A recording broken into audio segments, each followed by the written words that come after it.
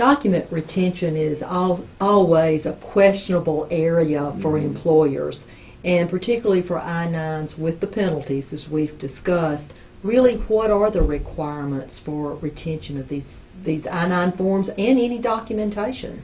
I would tell you, if I was, as an employer, and our firm's an employer just like anybody else, you want to have backup.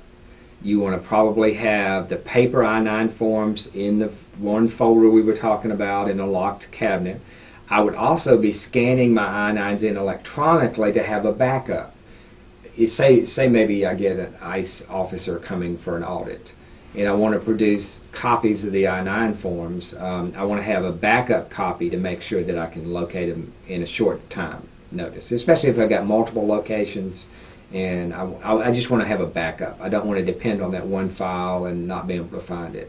So, in fact, you are able to scan and load these in a computer. That does not violate any Privacy Act or any parts of this law. Not a bit. You do have certain requirements. Let's talk about the retention requirement. And this is kind of a nice little form to help you understand. You have to retain an I-9 form for 3 years from the date it was filled out, completed, or from 1 year after the employee leaves you, whichever is longer. Say somebody has worked for me for 6 months. I've got to retain that I-9 form for 2 years and 6 months after they leave my employment.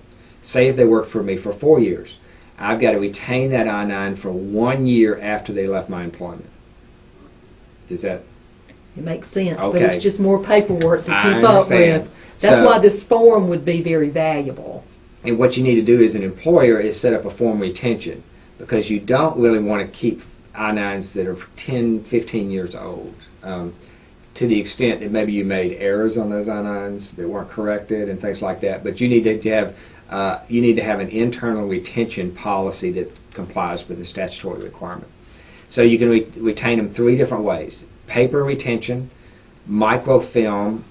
I don't know many people doing that anymore, but microfilm retention, or electronic forms retention.